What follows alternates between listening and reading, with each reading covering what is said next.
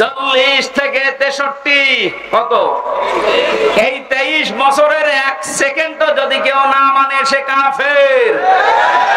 ফতোয়া নতুন করে বানানো লাগবে? আল্লাহর কোরআন জানিয়েছে রাসূলুল্লাহকে অনুসরণ করা মাস্ট বি ফরজ। আমা আতাকুমুর রাসূল, আল্লাহ কিন্তু আমা আতাকুম মুহাম্মদ ইবনে আব্দুল্লাহ দেননি। শব্দগুলো একটু খেয়াল করে পড়তে পারেন না? আমা আতাকুমুর রাসূল, তোমাদের কাছে রাসূল যা নিয়ে এসেছে ফাখুযুহু, ওটা আঁকড়িয়ে ধরো। আমা নাহাকুম আনহু ফান্তাহু, এজানহু হুরমার রাসূলুল্লাহর দিকে, তোমাদেরকে রাসূলুল্লাহ যা নিষেধ করে ওইগুলো ছেড়ে দাও। আত্তাকুল্লাহ, আল্লাহকে ভয় করো। ইন্নাল্লাহা শাদীদুল ইকাব, অবশ্যই আল্লাহর আযাব বড় কঠিন। এবার আসেন তো আয়াতের মূল শিক্ষায়। বিশ্ব নবী মুহাম্মদ রাসূলুল্লাহ আমরা সবাই স্বীকার করে নিচ্ছি যে উনি হয়েছিলেন 40 বছরে, না জন্মের পরে? আর জোরে বলেন। ওনাকে অনুসরণ করা লাগবে কি মুহাম্মদ ইবনে আব্দুল্লাহ হিসাবে না রাসূলুল্লাহ হিসাবে? রাসূলুল্লাহ হিসাবে অনুসরণ করলে এখানে ফাত্তাবিউনি দিয়েছেন। আল্লাহকে ভালোবাসিয়ে দাবি যদি করে থাকো, এখানে ইহুদি খ্রিস্টান বৌদ্ধ 4500 ধর্মের লোকেরা আছে, প্রত্যেকেই তার দেবতা বলেন, ভগবান বলেন, গড বলেন, যাই বলেন সবাই কিন্তু বোঝাতে চায় কাকে? বলেন বলেন। কিছু রূপক জিনিস হয়তো তারা বানায়, কিন্তু আসল কিন্তু আল্লাহ। আপনি হিন্দুদের বিপদে পড়লে দেখবেন রূপক যে 12 মাসে 13 পূজা করে, 33 কোটি দেবতা ওদের, একটা রূপক পূর্ণ বিশ্বাস ওদের নেই। ওদের বিশ্বাসও একজন আছে। আমার তো অনুষ্ঠানগুলো ভারতে বেশি থাকতো আগে, 17, 18, 19 সালে আমি ভারতেই বেশি ছিলাম। দেখেছি ওই সমস্ত জায়গায় বিপদে পড়লে হিন্দু ড্রাইভার আমার যে চালিয়ে নিয়ে যেত কলকাতায়, ও বেটা হিন্দু মানুষ, ভগবানকে ডাকা বাদ দিয়ে বিপদে পড়লে চরম বৃষ্টি যখন, তখন বলছে ওপরওয়ালা একজন আছে।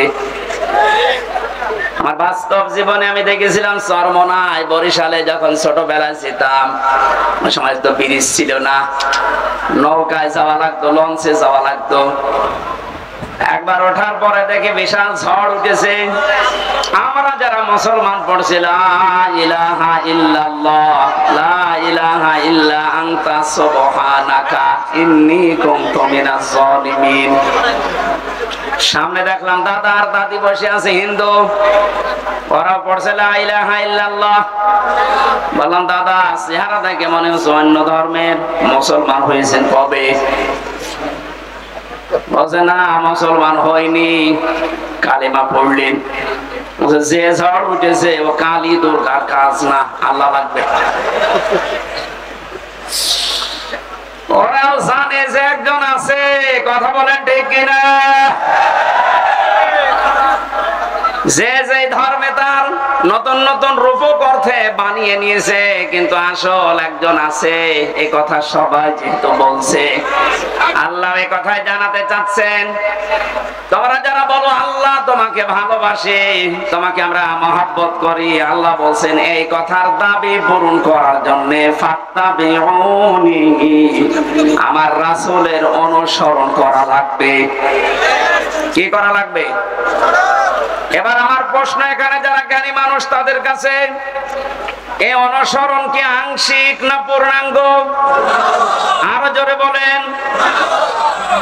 আজ এই বাংলাদেশ সহ বিশ্বের বহু মুসলমানেরা, আমি এই যে সিঙ্গাপুর, মালয়েশিয়া কয়েকটা রাষ্ট্র ঘুরে আসলাম এই 15-20 দিন আগ থেকে, বাস্তবতা দেখেছি হাজার হাজার লক্ষ লক্ষ আমাদের মতো মুসলমান আংশিক কিছু মানা, কিছু অনুসরণের মাধ্যমে ওরা মনে করছে আমরা নাজাত পেয়ে যাব।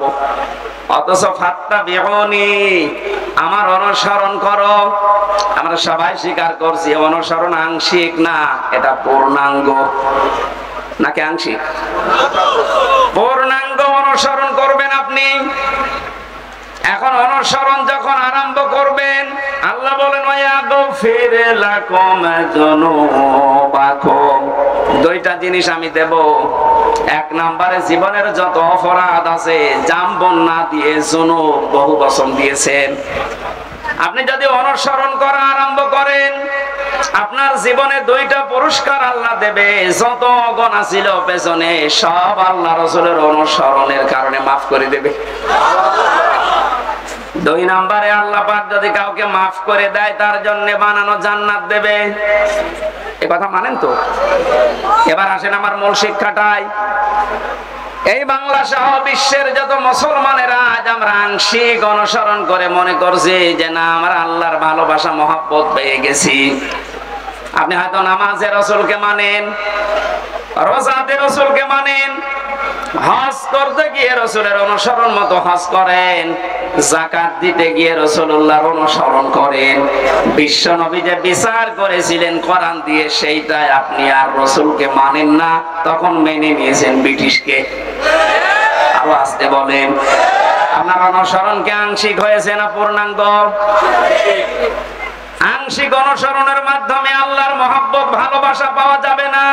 আর আল্লাহর মহব্বত যদি পাওয়া না যায়, জান্নাতও যাওয়া যাবে না। কারণ আল্লাহ ইউহিব্বুকুমুল্লাহ দিয়েছেন, এটা মজারে বর্তমান ভবিষ্যৎ, প্রেজেন্ট ফিউচার। কোন মানুষ যখন পূর্ণাঙ্গ অনুসরণের জন্য সিদ্ধান্ত নিয়ে লেগে পড়বে, আল্লাহ পাক বলেন আমিও তাকে ভালোবাসা শুরু করব। এখানে কত জ্ঞানী মানুষ আছেন, আপনার বিবেকের কাছে আপনার আমার প্রশ্ন, আপনার শরীর থেকে শুরু করেন, ৩.৫ হাত বডি, আপনার পরিবার, আপনার সমাজ, আপনার রাষ্ট্র, আপনার আন্তর্জাতিক নীতি তাকান, সব জায়গায় অনুসরণ যদি পূর্ণাঙ্গ আপনি না করেন, আল্লাহর কোরআন বলছে আপনাকে আল্লাহ এখনো ভালোবাসা আরম্ভ করে নাই। তাহলে এই আয়াত অনুযায়ী বাংলাদেশে হাজার হাজার পীর আল্লাহর ভালোবাসা এখনো পায়নি। বেশি বলে ফেললাম। আশা করছি আমি যেটা বোঝাতে চেয়েছি, এখন থেকে আর অপূর্ণাঙ্গ না, আমরা পূর্ণাঙ্গ অনুসরণ করতে চাই রাসূলুল্লাহকে। আজকের আমার তেলাওয়াত কি তো আয়াত ওইটাই, সূরা ইউনূস 25 নম্বর আয়াত, কোরআনে কারীমের 10 নম্বর সূরা। এটা 11টা রুকু আছে, 109টা আয়াত আছে। মক্কায় নাযিল হয়েছে। একটা আয়াত আর একটা আয়াতের আংশিক পড়েছি। আল্লাহ রাব্বুল আলামিন জানিয়েছেন। এবার আমি তাফসীর আকারে শুরু করছি, জবান খুলে পড়েন। আউযু বিল্লাহি মিনাশ শাইতানির রাজীম, বিসমিল্লাহির রহমানির রহিম।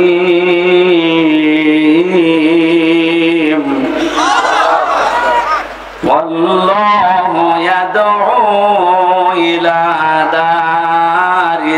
সালাম।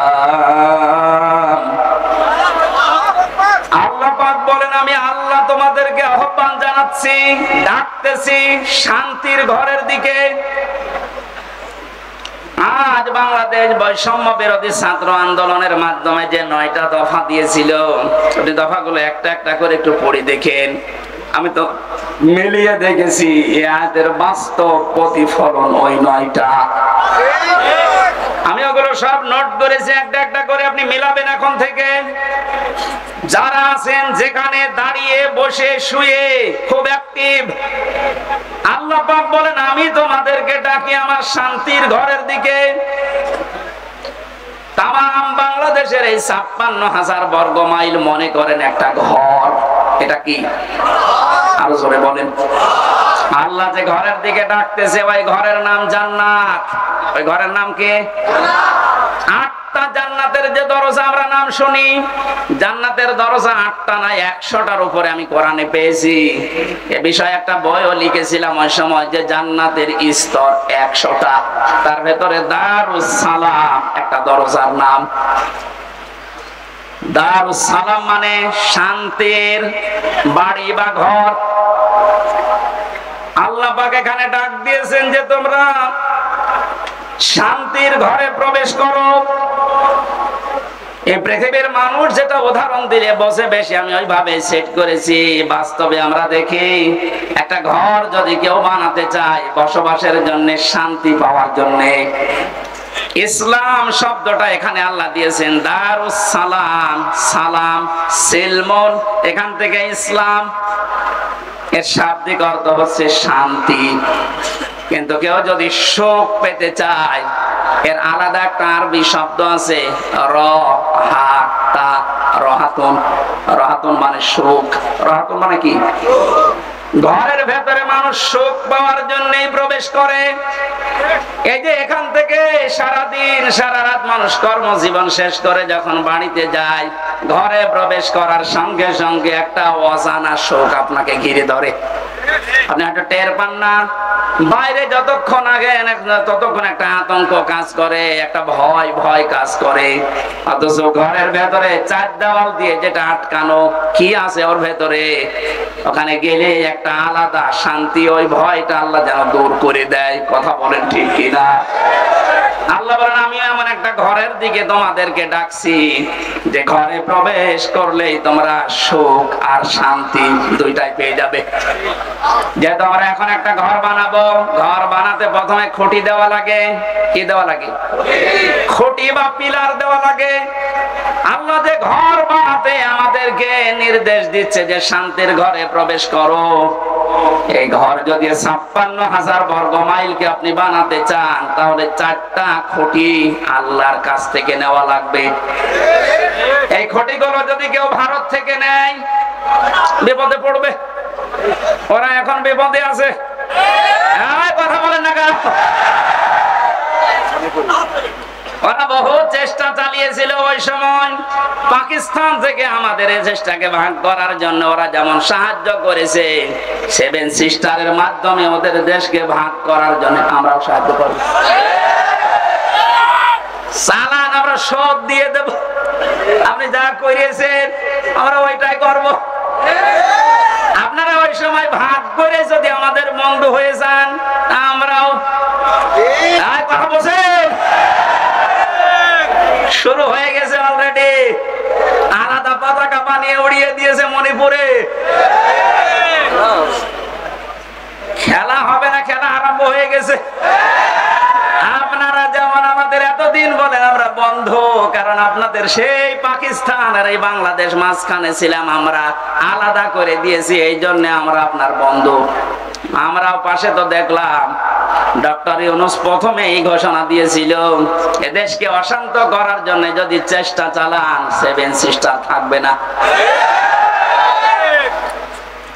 ওরে যদি নাও করে ওনার পেছনে যে দেওয়াল আছে তারা হয়তো একটু কাটি নাড়াচ্ছে।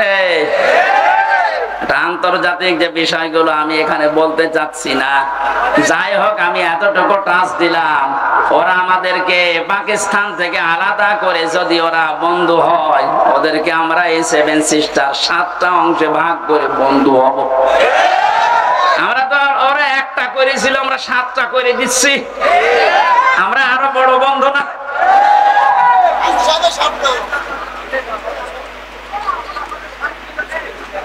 যশোরবাসী এবার খেয়াল করেন না, আমরা শুধু ভারত থেকে না, চীন থেকে না, রাশিয়া থেকে না, আমেরিকা না, কারো কাছ থেকে খুঁটি নিতে চাই না। আল্লাহ যে খুঁটি দিয়েছে শান্তির ঘর বানাতে, আমরা ওই খুঁটি নেব। আমার কথার অর্থ বোঝার চেষ্টা করেন, খুব খেয়াল করে শুনবেন। আমি কোরআনে কারীম থেকে পেয়েছি 1 নম্বরে আল্লাহ পাক বুনিয়াল ইসলাম আলা খামসিন শাহাদাতি আল্লাহ ইলাহা ইল্লাল্লাহ। এই যে হাদিসটার ভেতরে 5টা বিষয় আছে, তার 4টা খুঁটি আমি সেট করেছি। নামাজ, রোজা, হজ আর যাকাত, এই 4টা খুঁটি মজবুত ভাবে গেড়ে দেওয়া লাগবে। খুঁটি থাকলে হয় না। ঘরকে শান্তির ঘর বানাতে হলে বেড়া দেওয়া লাগে।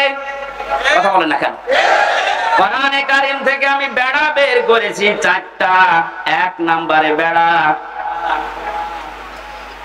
1 নম্বরে বেড়ার নাম হচ্ছে রাজনীতির বেড়া। এটা যেহেতু চলছে এখন দেশে, এটা পরিষ্কার করা লাগবে। 4টা বেড়া দিতে হয়, চারদিকে দেওয়াল দেওয়া লাগে। 1 নাম্বার দেওয়াল তুলতে হবে রাজনীতির দেওয়াল। এটা অলরেডি আরম্ভ হয়ে গেছে। এখন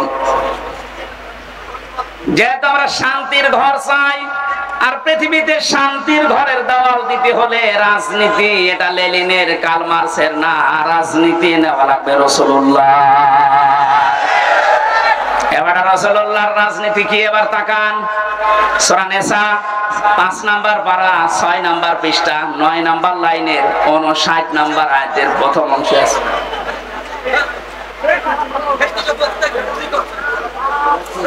শেষ করে দেব না? ওই লোকটাকে তুলে আমার চেয়ারে বসিয়ে দিই।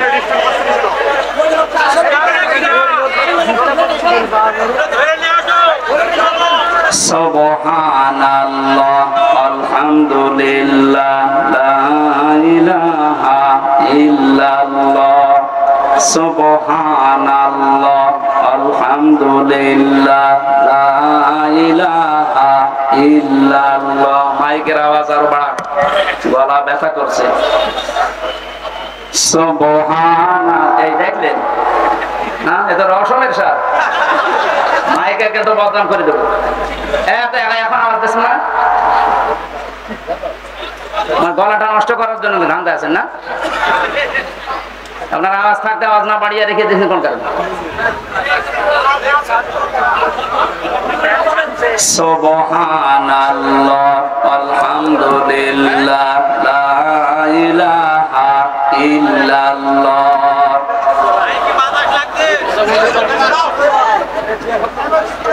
ফ্যানটা একটু সাইডে থাক।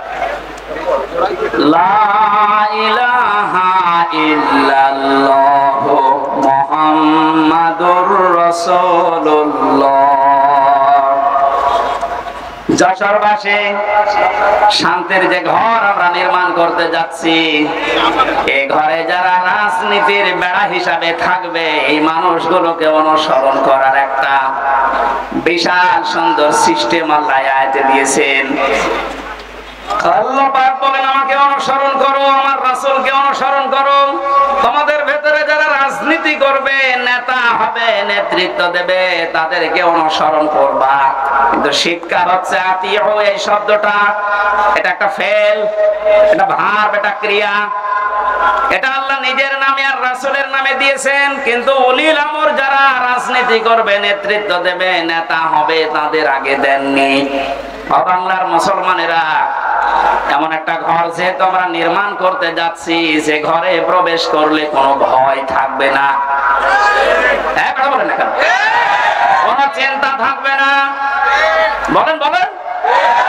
এমন একটা ঘরে আমরা যেতে প্রবেশ করতে ইচ্ছা করছি বা প্রবেশ করব বলে আশা করছি, যে ঘরের ভেতরে, ঘরের এরিয়াতে গেলে কোনো চিন্তাই থাকবে না। ঘরের পাশে যে যদি ছিনতাইকারী ধরে, ঘরের ভেতরে যারা বসবাস করছে, ওরা দা নিয়ে, খন্তা নিয়ে, বটি নিয়ে, কথা বুঝতেছেন? বাড়ির ভেতর থেকে এসে ছিনতাইকারীকে এই ঝিনাইদহ সাবেক এমপির মতো টুকরা টুকরা করে ফেলবে। আমার মনে হচ্ছে এরা না বুঝে চিল্লাচ্ছে না, আমি জানি আপনারা বুঝে ফেলেছেন। শান্তির যে ঘর আমরা বানাতে যাচ্ছি, প্রবেশ করতে যাচ্ছি, যে সিস্টেম গুলো দিয়ে রাজনীতির এই বেড়া দেওয়ার জন্য, দেওয়াল দেওয়ার জন্য, আমাদের সামনে যারা আসবে রাজনীতি করতে, এই বেড়া দেওয়ার আগে দেখতে হবে আল্লাহ রাসূলকে মেনে চলে কিনা। এই জন্য আতিউটা আল্লাহ উলিল আমর রাজনীতি নেতাদের আগে দেননি। এখন থেকে সিদ্ধান্ত নিয়ে বাড়ি যাবেন আজকে। এই বেড়াটা যেহেতু সামনে দেওয়া লাগবে শান্তির ঘরে, সুতরাং আল্লাহ রাসূলকে যদি আমার বাবা হয়েও মেনে না চলে, ওই বাবাকে আমি ভোট দেব না। আমার আত্মীয় না, দূরের মানুষ, ও যদি আল্লাহ রাসূলকে মেনে চলে, ওর দ্বারা দুনিয়া এবং আখিরাতে আমার কাজ হবে। এই যে কাজ হবে ওর দ্বারা, এটা আমি বানালাম? বলেন। সূরা নিসা 5 নাম্বার পারা 10 নাম্বার পৃষ্ঠার 12 নাম্বার লাইনের 85 নাম্বার আয়াতে আছে, মাইয়াশ ফাশাফাতান হাসানাতাই ইয়াকুল্লাহু নাসীবুম মিনহা ইলা আখির আয়াত। দলিলগুলো লম্বা করছি না, গরমে আমার ভেতরে ঘেমে যাচ্ছে, জন্য তাড়াতাড়ি করছি। দুনিয়ায় যারা একটা ভালো কাজে সুপারিশ করবে, ভোট দেবে, রায় দেবে, সমর্থন জানাবে, ওই লোকটা চেয়ার পাওয়ার পরে যে ভালো কাজ করে সওয়াব পাবে, আপনি শুধু এই রায় দেওয়ার কারণে একই সওয়াব পাবেন। যেই লোকটা এই কাজ করে আমাকে উপকার করছে দুনিয়া এবং আখিরাতে, সে যদি আমার দোলা ভাই না হয়, আমার বাবা না হয়, ও যদি আল্লাহ রাসূলকে মেনে চলতে পারে, ওকে আমি সমর্থন জানাবো, সাপোর্ট করব, সুপারিশ করব। ঠিক? আর এই মতের সাথে রাজি আছেন? দেখে লিল্লাহি তাকবীর।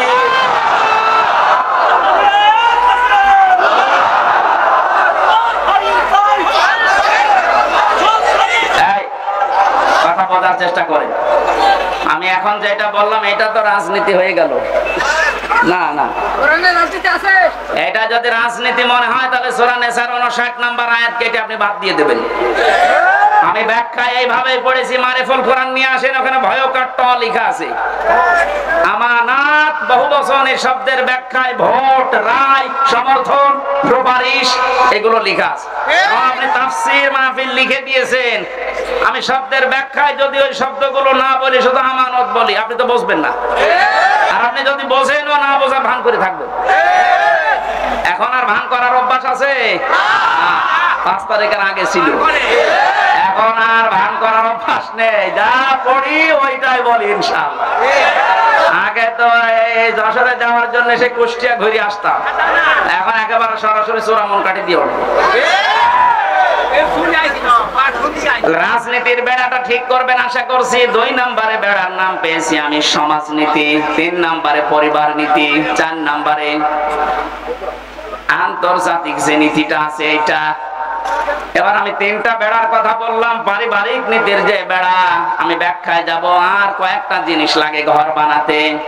আমরা দেখি শুধু বেড়া দিলে ঘর হবে না, ছাউনি দেওয়া লাগবে, চাল দেওয়া লাগবে, ছাদ দেওয়া লাগবে।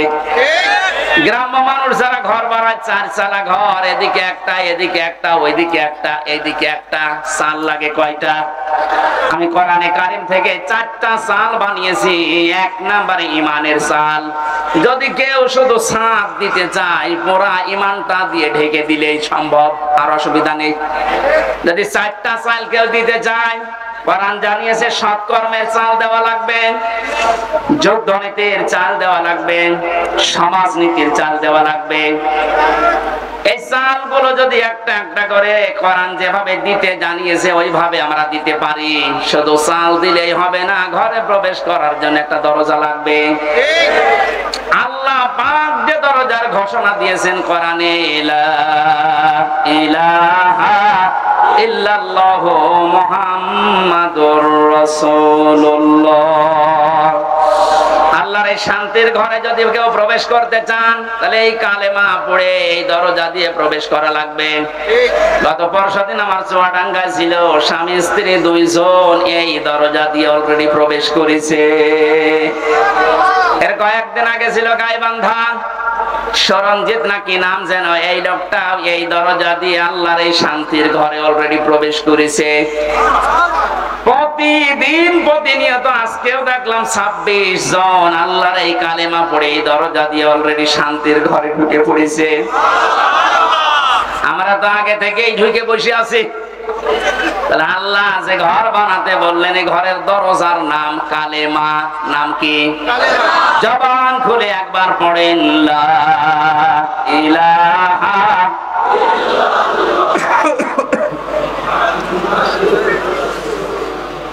ঘরে এবার প্রবেশ করছি যারা, এ ঘরে প্রবেশ করতে হলে আংশিক পা দিয়ে আর 1 পা বের করে রেখেছি, শান্তিতে থাকতে পারবেন। দরজা দেওয়া লাগবে না, বলেন। দরজা যদি কেউ দিতে চায়, কোরআনে কারীম জানাচ্ছে, ইয়া আইয়ুহাল্লাযীনা আমানু দুখুলু ফিস সিলমি কাফা।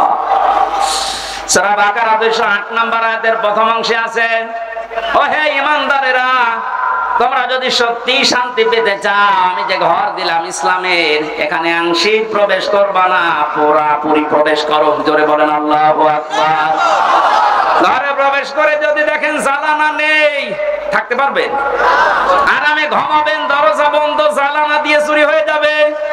আল্লাহ পাক এজন্য জানিয়েছেন এই ঘর শান্তিময় রাখতে হলে আগে জানালা ঠিক করো। আমরা কোন ঘরের 2টা 3টা 4টা পর্যন্ত জানালা দেখি। কোরআনে কারীম থেকে আমি জানালা পেয়েছি, এদিক থেকে বাতাস ঢুকবে, ওই দিকে বের হয়ে যাবে। 2টা, একটা মুআমালাত আর একটা মুআশারাত। আমিরে জামাত ডক্টর শফিকুর রহমান যেটা এখন অলরেডি আরম্ভ করেছে, এই কথা বলছেন, শান্তির এই ঘরে থাকতে হলে জানালা লাগবে। আর একটা দিলে হবে না, একটা জানালা দিলে বাতাস একদিকে প্রবেশ করে দম বন্ধ হয়ে যাবে। এটা যেন বের হতে চাই, এই জন্য আমাদের মুআমালাত মুআশারাত ঠিক করা লাগবে। মানে ভারতকে জানিয়েছেন আপনাদেরকে আমরা বন্ধু হিসাবে পেতে চাই।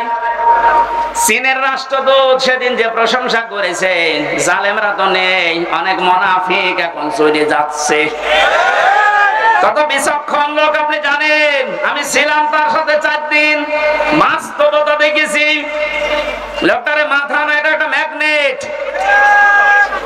আপনি 20 বছর পরে যেটা বুঝবেন, আল্লাহ ওনাকে 20 বছর আগে ওইটা বোঝার মতো তৌফিক দিয়ে দিয়েছেন। ওনার যে স্যাক্রিফাইস, ওনার যে বিচক্ষণতা, যে তাওয়াক্কুল ভেতরে আছে, আর যে ইখলাস নিয়ে উনি কাজ করে, আমার আল্লাহ মনে হয় এই কারণে ওনাকে আস্তে আস্তে তুলে দিচ্ছে। আপনি যত ষড়যন্ত্র করেন রুখতে পারবেন না। ওনার প্রতিটি পদক্ষেপ আমার মনে হয় তাহাজ্জুদের নামাজ পড়ে সিদ্ধান্ত নিয়ে তারপরে করেন। জেলখানায় যতদিন আমি দেখেছি, আমার তো সেজদা ছিল 2 মিনিট 2.5 মিনিট, আর ওনার সেজদা ছিল 1 ঘন্টা 1.5 ঘন্টা।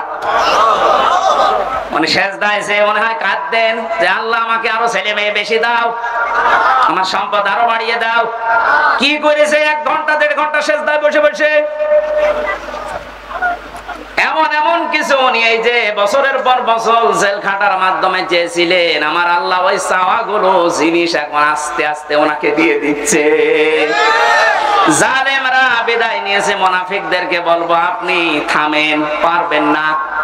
কারণ ওনার যে মুআমালাত, ওনার যে মুআশারাত, যে বিচক্ষণতা। কোথায়? কুষ্টিয়ায় 3 জন হাসপাতালে ভর্তি আছে। কুষ্টিয়ার জেলা আমির জানে না, উনি আছে কক্সবাজারে। ওখান থেকে জেলা আমিরকে কল দিয়ে বলছে 3 জন আপনার জেলায় হাসপাতালে কিছুক্ষণ আগে অ্যাক্সিডেন্ট করে পড়ে আছে, আপনি কোথায়? আপনি বলেন তো তার দূরদর্শিতা কত দূর। সেরকম একটা জেলা না, 64টা জেলা বাংলাদেশে।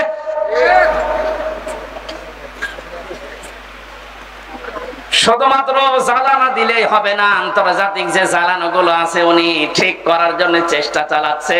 আল্লাহ যেন ওনাকে নিজের কুদরত দিয়ে পরিচালিত করেন, বলেন আমিন। শুধু জ্বালানা থাকলেও ঘর ঠিক থাকে না, ভেন্টিলেটর লাগে। কথা বলছেন এখানে? ভেন্টিলেটর লাগবে না আলো বাতাস প্রবেশ করার জন্য, ডিশের তার লাগানো লাগবে না, বিদ্যুতের তার লাগানো লাগবে, ওয়াইফাই তার লাগাবেন, নয়তো আপনি আন্তর্জাতিক বিশ্ব নিয়ে খেলবেন কি করে, জানবেন কি করে। এই জন্য ভেন্টিলেটর লাগবে কমপক্ষে 2টা 4টা। আল্লাহ রাব্বুল আলামিন কোরআনে কারিমে এমন সুন্দর সুন্দর ভেন্টিলেটর দিয়েছেন। সূরা আলে ইমরানের 85 নম্বর আয়াতে আছে, সূরা আলে ইমরানের 83 নম্বর আয়াতে আছে, সূরা আলে ইমরানের 19 নম্বর আয়াতে আছে। সুবহানাল্লাহ বলতে পারেন নাই? আমার গলা ব্যথা করছে, এজন্য দলিলগুলো শুধু নাম বলছি। এভাবে যদি ঘর আমরা একটার পরে একটা পয়েন্টে যে সাজালাম, এগুলো একটা করে এখন ব্যাখ্যা আরম্ভ করব। আমার যে প্রথম ঘরের খুঁটির পরে যে চাল আমরা দিয়েছিলাম, নামাজের ব্যাখ্যা, রোজার ব্যাখ্যা, হজের ব্যাখ্যা, যাকাতের ব্যাখ্যা, একটা করে খুঁটির ব্যাখ্যা দিলে এরকম 4 দিন লাগবে। আপনারা এগুলো কম বেশি জানেন, এই জন্য এই খুঁটিগুলো আমার বলার দরকার নেই। কয়েকটা চালের কথা, কয়েকটা বেড়ার কথা, দেওয়ালের কথা আমি বলছিলাম, তার ভেতরে একটা রাজনীতির বেড়া আমরা ঠিক করবো তো ইনশাআল্লাহ। বাস্তবে যে দেখবেন আল্লাহ রাসূলকে মানে না, ও আমার পীর হলেও মানি না, আমার বাবা হলেও মানি না, আমার ভাই হলেও মানি না। আল্লাহ রাসূলকে মেনে চলে ও যদি এখানে বাড়ি না, আমার আত্মীয় না, কারণ বেড়া আমার দেওয়া লাগবে। এরপরের বেড়ার নাম পারিবারিক জীবনের বেড়া। এ বেড়ায় হাজারো মানুষের আমাদের ঠিক নেই। এখানে অনেক আলেম পর্যন্ত আছে, আমি বাস্তবে দেখেছি তাদেরও পরিবারে খাস পর্দা হয় না। আমি শপথ নেওয়ার জন্য গত 8 তারিখে 8 দিন আগে আমিরে জামাত এসেছিল কুষ্টিয়ায়, আমার ডেট ছিল ওই দিন। 120টার উপরে আমার প্রশ্ন করেছে।